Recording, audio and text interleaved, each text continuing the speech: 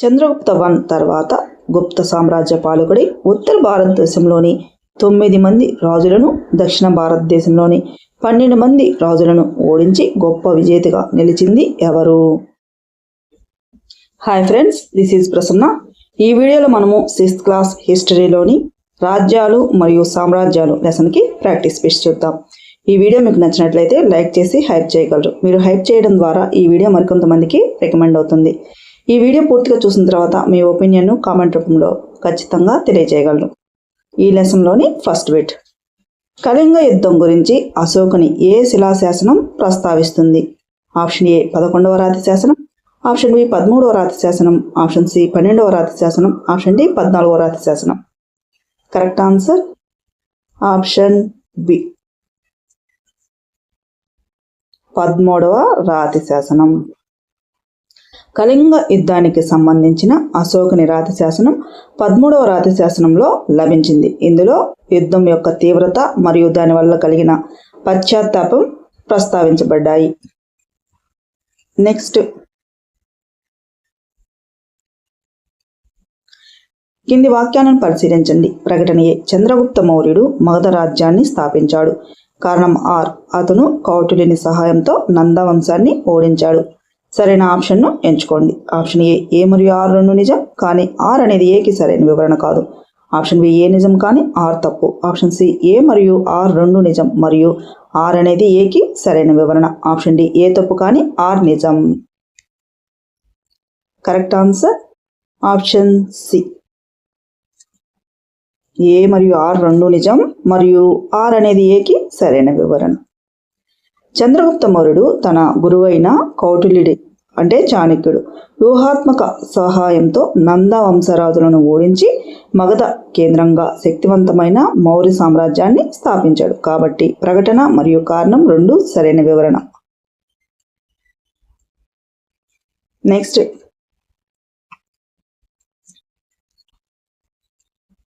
గుప్తుల కాలానికి సంబంధించిన కింది ప్రకటనల్లో సరికాని దాన్ని గుర్తించండి. ఆప్షన్ ఏ, ఆర్యభట్టు ప్రయోగశాల ప్రయోగాలు చేసి గ్రహాల కదలికలను కనుగొన్నాడు. ఆప్షన్ ఏ, గుప్తుల కాలంలో 0 భావన మరియు 1, 9 సంఖ్యల గుర్తులు అభివృద్ధి చేయబడ్డాయి. ఆప్షన్ సి, గుప్తుల కాలాన్ని భారత చరిత్రలో స్వర్ణయుగం అంటారు.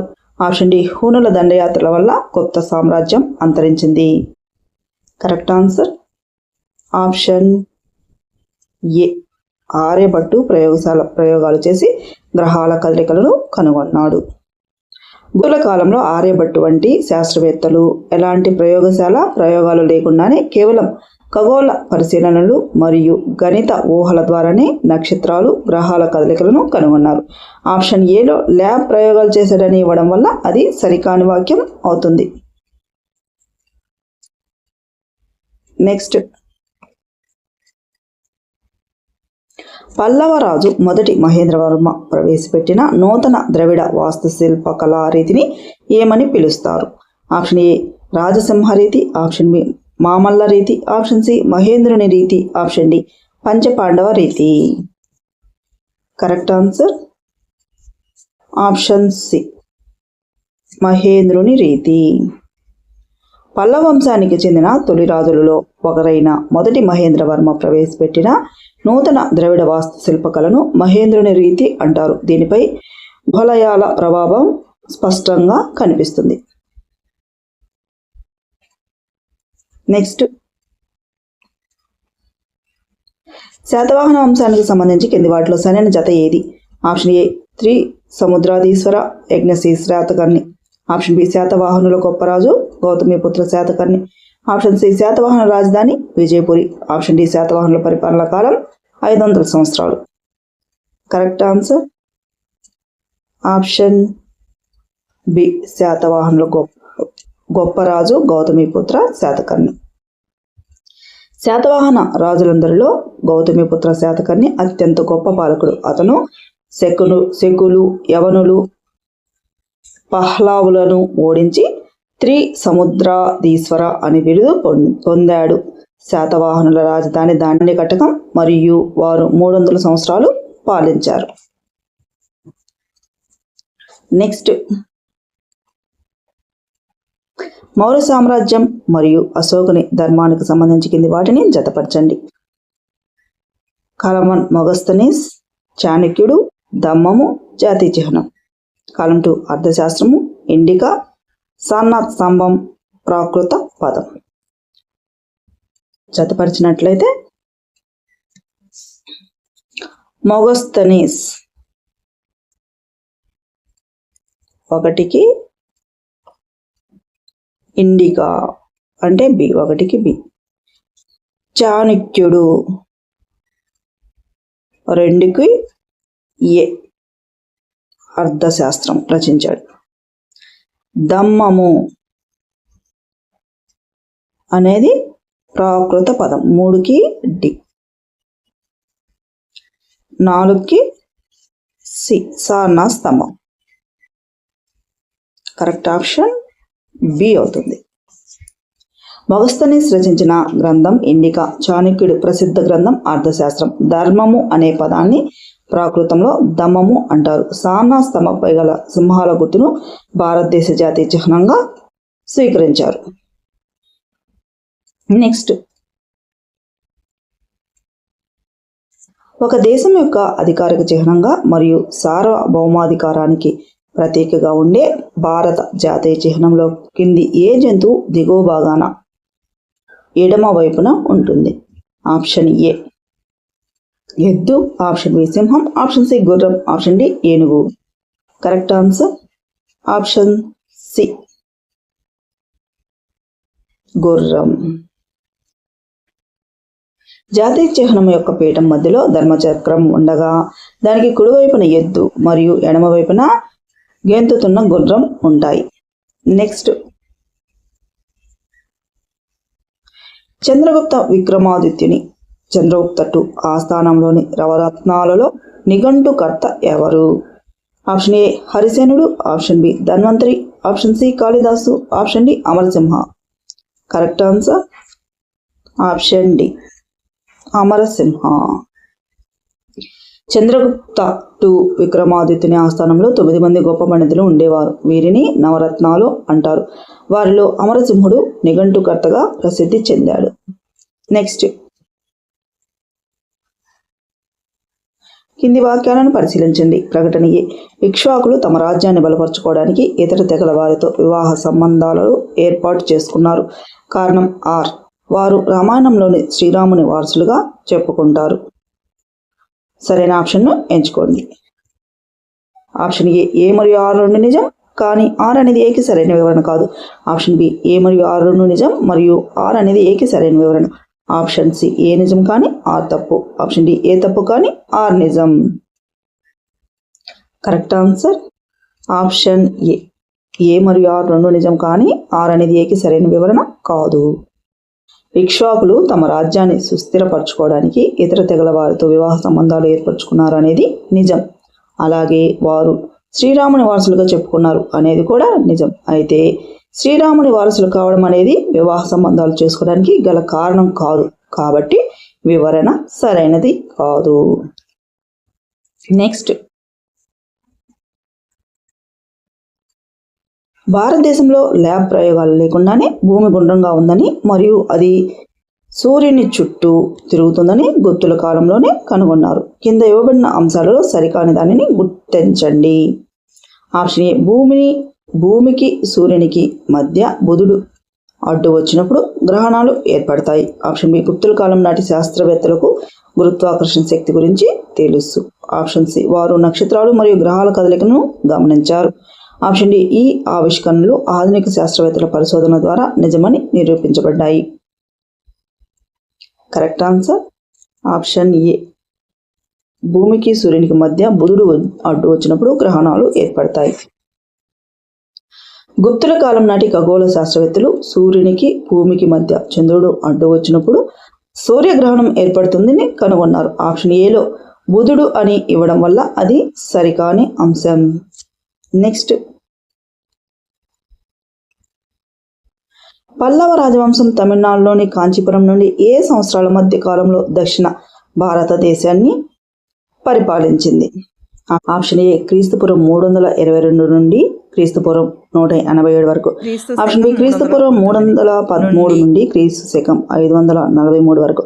ఆప్షన్ సి క్రీస్తు శకం 100 నుండి క్రీస్తు శకం 500. ఆప్షన్ డి క్రీస్తు శకం 300 నుండి క్రీస్తు శకం 900 వరకు.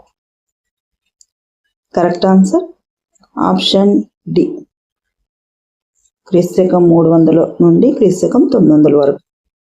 పల్లవ రాజవంశం తమిళనాడులోని కాంచీపురం రాజధానిగా క్రీస్తు శకం 300 నుండి క్రీస్తు శకం 300 సిఈ 900 సిఈ మధ్య కాలంలో దక్షిణ భారతదేశంలో తమ పరిపాలనను సాగించారు. నెక్స్ట్, మౌర్య వంశ స్థాపకుడైన చంద్రగుప్త మౌర్యుని తర్వాత మగధ రాజ్యానికి పాలకుడైనది ఎవరు? ఆప్షన్ ఏ అశోకుడు, ఆప్షన్ బి బిందుసారుడు, ఆప్షన్ సి సముద్రగుప్తుడు, ఆప్షన్ డి మొదటి చంద్రగుప్తుడు. కరెక్ట్ ఆన్సర్ ఆప్షన్ బి బిందుసారుడు. చంద్రగుప్త మౌర్యుని తర్వాత అతని కుమారుడైన బిందుసారుడు మగధ రాజ్యానికి పాలకుడు అయ్యాడు. బిందుసారుని తర్వాత అతని కుమారుడైన అశోకుడు రాజు అయ్యాడు. నెక్స్ట్, భారత ప్రభుత్వం అధికారికంగా జాతీయ చిహ్నాన్ని ఏ సంవత్సరంలో మరియు ఏ తేదీన స్వీకరించింది? ఆప్షన్ ఏ 1950 జనవరి 26, option B 1947 August 15, option C 1950 November 26, option D 1956 జనవరి 26. కరెక్ట్ ఆన్సర్ ఆప్షన్ ఏ 1950 జనవరి 26. భారతదేశ అధికారిక జాతీయ చిహ్నాన్ని రాజముద్రను ప్రభుత్వం 1950 జనవరి 26న అధికారికంగా స్వీకరించి అమలులోకి తెచ్చింది.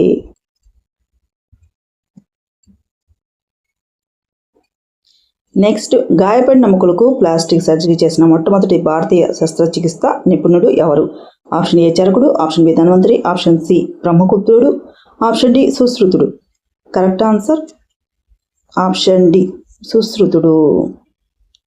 గుప్తుల కాలంలో జీవించిన సుశ్రుతుడు గాయపడిన ముక్కులకు ప్లాస్టిక్ సర్జరీ చేసిన మొట్టమొదటి భారతీయ శస్త్రచికిత్స నిపుణుడిగా చరిత్రలో నిలిచాడు. నెక్స్ట్, శాతవాహన రాజుల కాలం నాటి ఏ ఆధారాలు ఆంధ్రుల సముద్ర వ్యాపార నైపుణ్యాన్ని మరియు నౌకాదళ శక్తిని తెలియజేస్తాయి? ఆప్షన్ ఏ రాతి గుహాలయాలు, ఆప్షన్ బి బంగారు నాణ్యాలు, ఆప్షన్ సి ఓడముద్ర గల నాణ్యాలు, ఆప్షన్ డి ఇనుప ఆయుధాలు. కరెక్ట్ ఆన్సర్ ఆప్షన్ సి ఓడముద్ర గల నాణేలు. శాతవాహనుల కాలంలో ముద్రించబడిన ఓడ గుర్తు గల నాణాలు ఆంధ్రులకు సముద్ర వ్యాపారంలో ఉన్న నైపుణ్యాన్ని మరియు వారి నౌకాదళ శక్తిని స్పష్టంగా తెలియజేస్తాయి. నెక్స్ట్, పల్లవుల వాస్తు శిల్పకళకు సంబంధించి కింది వాటిని జతపరచండి. కాలవన్ మొదటి మహేంద్రవర్మ, మొదటి నరసింహవర్మ, పంచపాండవ రథాలు రాతితో నిర్మించిన ఆలయాలు. కాలం 2 మామల్ల రీతి, మహేంద్రుని రీతి, రాజసింహరీతి ఏకశిల రథాలు. జతపరిచినట్లయితే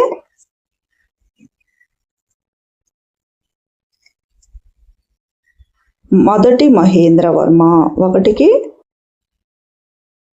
బి మహేంద్రుని రీతి, 2కి మొదటి నరసింహవర్మ అనేది మామల్ల రీతి, 3కి పంచపాండవ రథాలు ఏకశిలా రథాలు డి.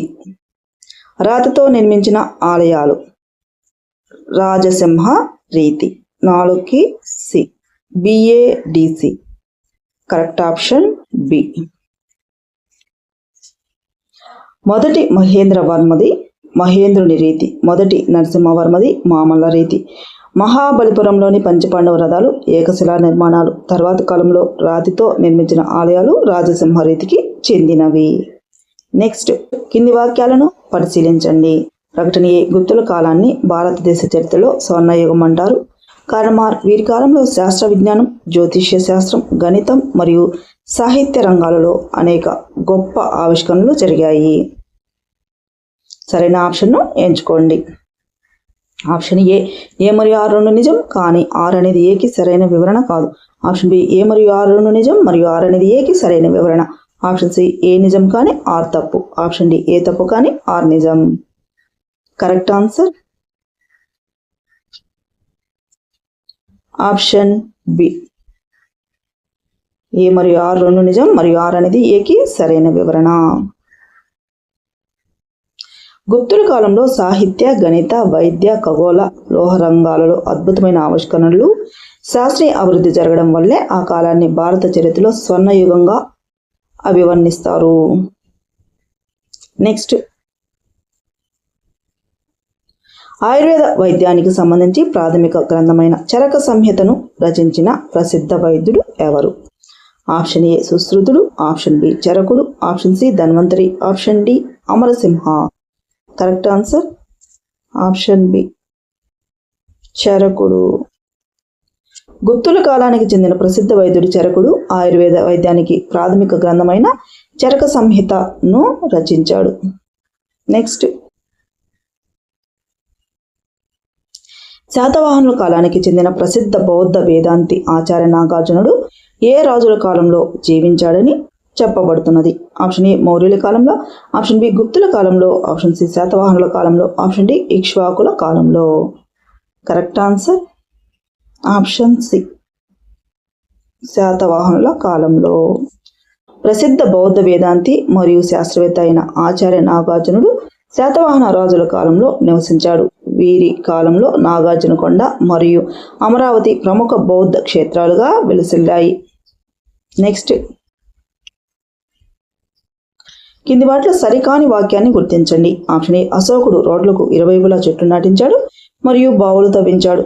ఆప్షన్ బి అశోకుని వారసులు చాలా శక్తివంతమైన పాలకులవడం వల్ల మౌర్య సామ్రాజ్యం చాలా కాలం కొనసాగింది. ఆప్షన్ సి అశోకుని కాలంలో రహదారులు వేర్వేరు సంస్కృతులు గల ప్రజలను కలిపాయి. ఆప్షన్ డి మనుషులు మరియు జంతువుల వైద్య సంరక్షణ కొరకు అశోకుడు ఆసుపత్రులను ఏర్పాటు చేశాడు. కరెక్ట్ ఆన్సర్ ఆప్షన్ బి అశోకుని వారసులు చాలా శక్తివంతమైన పాలకుడు అవడం వల్ల మౌర్య సామ్రాజ్యం చాలా కాలం కొనసాగింది.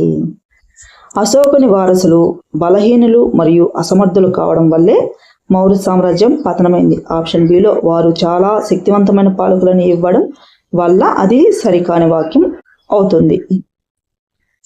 నెక్స్ట్,